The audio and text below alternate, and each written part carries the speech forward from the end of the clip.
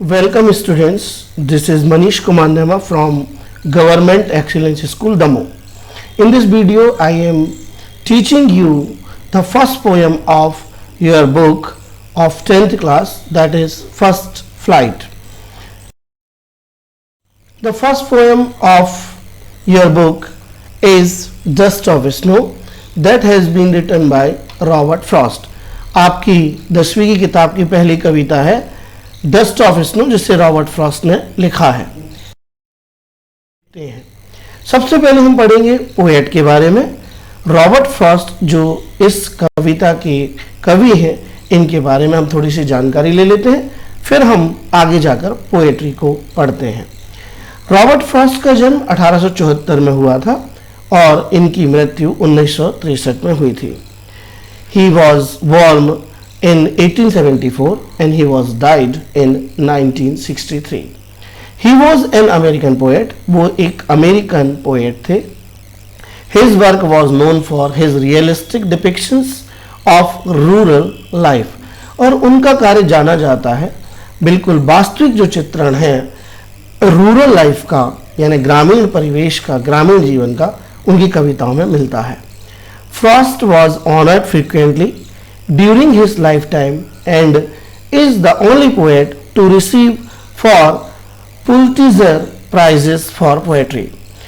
हमेशा फ्रॉस्ट को फ्रिक्वेंटली उनके जीवन में पुरस्कार मिलते रहे और उन्होंने पुलिट्जर प्राइजेस जो है पोएट्री के लिए वो प्राप्त किया था, जो यूनाइटेड स्टेट में दिया जाता है साहित्य के क्षेत्र में काम करने पर।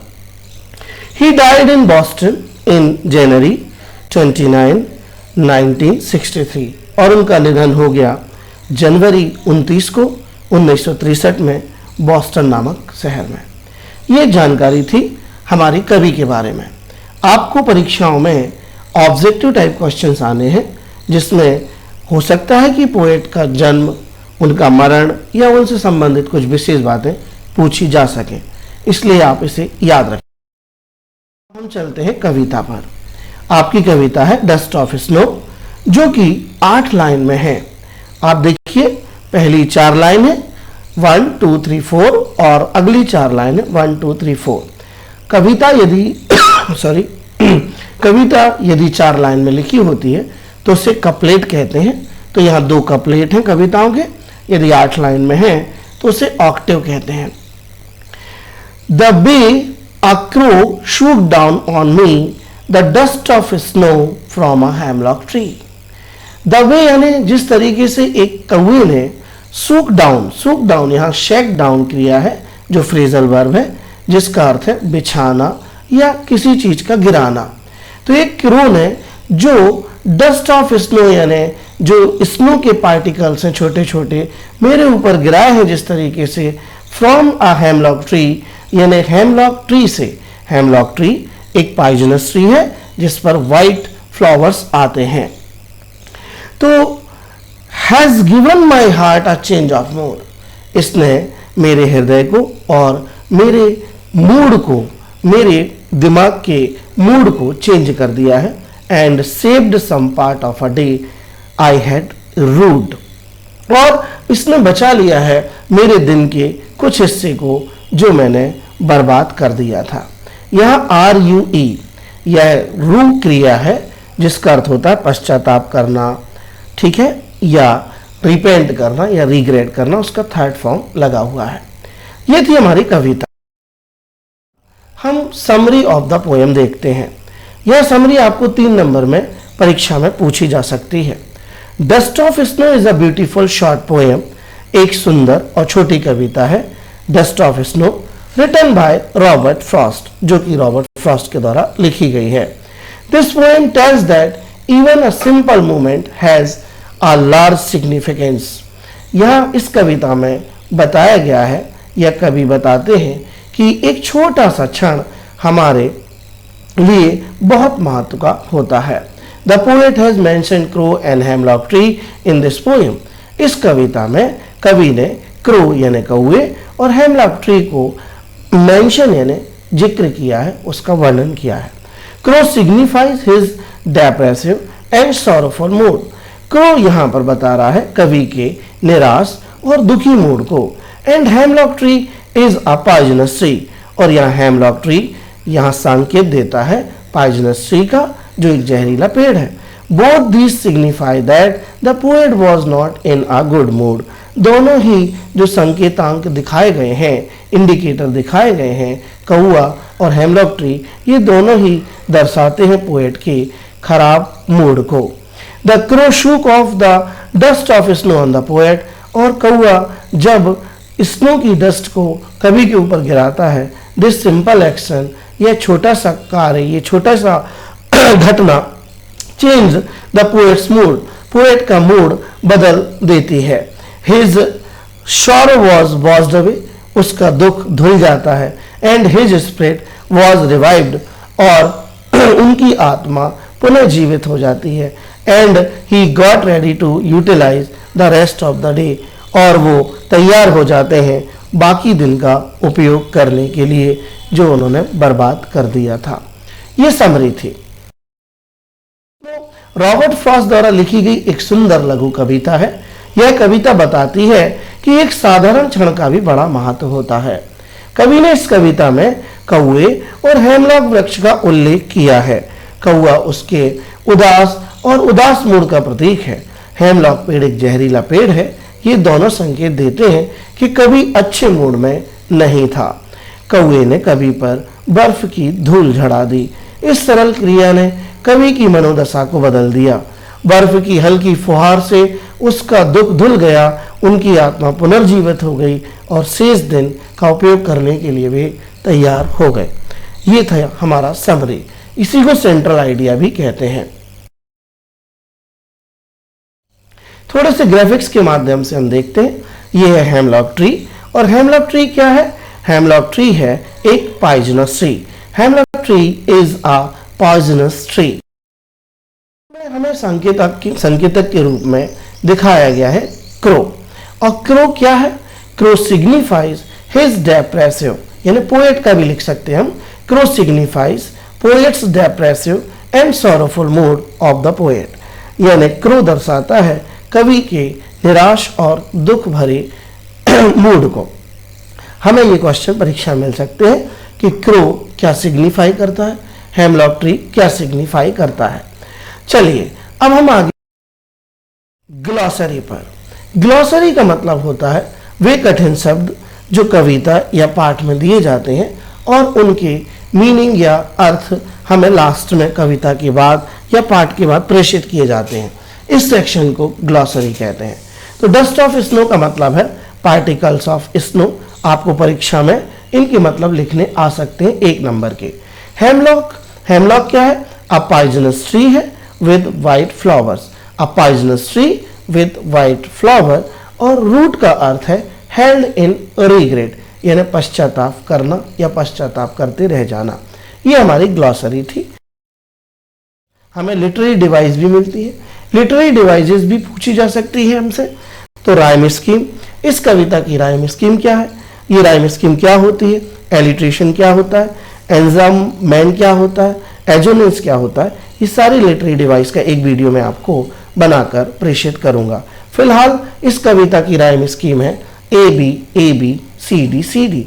Alliteration, the occurrence of same letter, जब बार बार एक अक्षर का प्रयोग होता है या साउंड का प्रयोग होता है।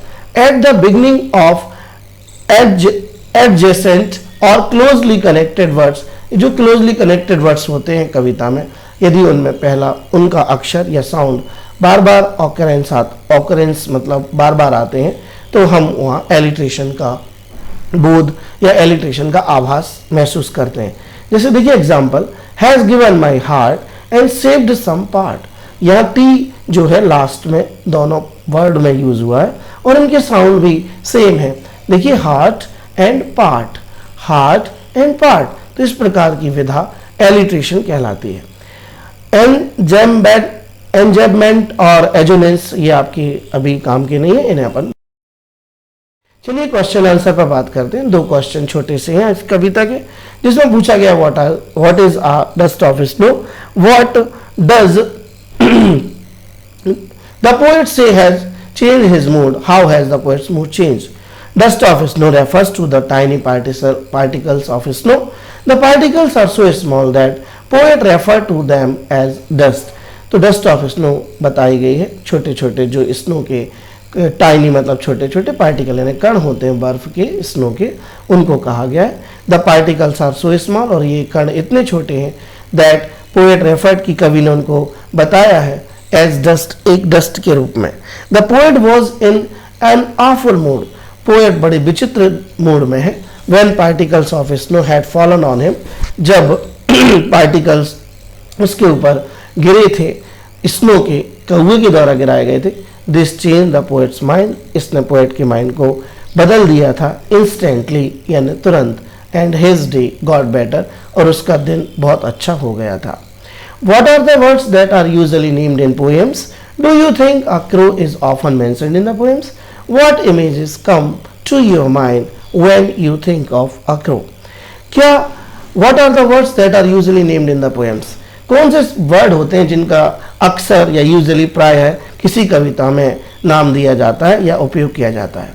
Do you think a crow is often mentioned in poems? क्या आप ये मानते हैं कि क्रो को अक्सर पोएमों में यूज किया जाता है? What images come to your mind? कौन से चित्र आपके दिमाग में आते हैं when you think of a crow, जब आप एक कौवे के बारे में सोचते हैं? Words like sparrow, nightingale and peacock are more than often named in poems. तो वर्ड्स जो चिड़िया है, कोयल है और यहाँ पीकॉक यानी मोर है, ये ऑफन यूज किए जाते हैं, अक्सर यूज किए जाते हैं पोएम्स में. Unlike these words, in words के अलावा crows are often seen as the indicators of doom and fear. Crows are often seen, कौवे को देखा जाता है as the indicator of, एक संकेतक के रूप में, जो doom यानी निराशा और fear यानी भय का प्रतीक होता है. They are often used for negative references, और इनका प्रयोग किया जाता है हमेशा नेगेटिव रेफरेंसेस देने के लिए, नकारात्मक रेफरेंस देने के लिए. इसके बाद एक लॉन्ग आंसर क्वेश्चन आपको मिलेगा जो आपको 3 नंबर का दिया जाएगा परीक्षा में. How does Frost present nature in this poem? Nature को किस तरीके से बताया फ्रॉस्ट ने इस कविता में? Frost presents nature in a very different manner in the poem. Generally poets take the words and trees which are known for their beauty and good qualities like peacock, parrot, cuckoo and trees full of beautiful flowers and fruits etc. But here Frost has taken a totally different line. He chooses crow, a word which is black in color with very harsh voice and believed to be the symbol of bad omen. Likewise, hemlock tree is a poisonous plant with white flowers. Frost ने दर्शाया nature में बड़े different तरीके से इस कविता में. Generally अक्सर सामान्यतः कवि लेते हैं वर्ड्स को, ट्रीज को, which are known for their beauty, जो अपनी सुंदरता के लिए जाने जाते हैं, एंड गुड क्वालिटीज, अच्छी गुणवत्ता के लिए.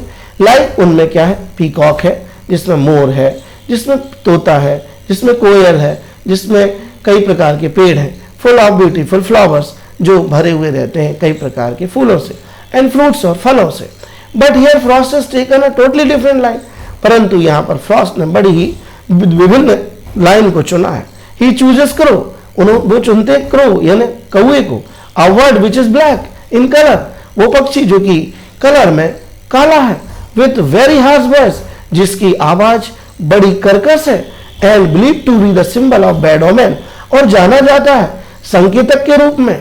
किस प्रतीक के रूप में? बैड यानी बेकार, ओमेन मतलब होता है शोक, यानी अशुभ संकेत के रूप में जाना जाता है. बैड ओमेन कहलाता है अशुभ संकेत.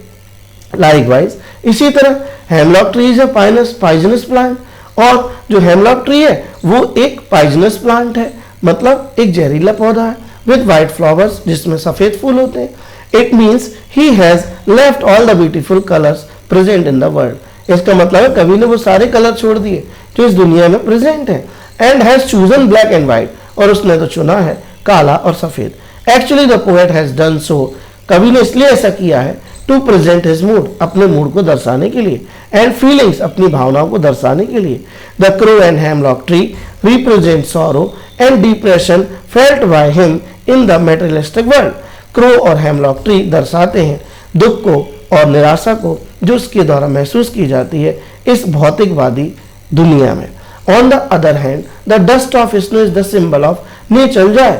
दूसरी तरफ जो डस्ट ऑफ स्नो है वो तो नेचर, प्राकृतिक खुशी का, एनर्जी का एक संकेत है। It means passing through the sad and depressing moments the poet is entering into the time full of Joy and optimism. इसका मतलब है कि passing through the sad and depressive moments, एक उदास और निराशा भरे क्षण से गुजरते हुए द पोएट इज एंटरिंग, अब कवि प्रवेश कर रहा है, इनटू यानी में, the time full of Joy, खुशी से भरे हुए क्षण में, एंड ऑप्टिमिज्म, और एक ऑप्टिमिज्म में, एक आशावाद में वह प्रवेश कर रहा है।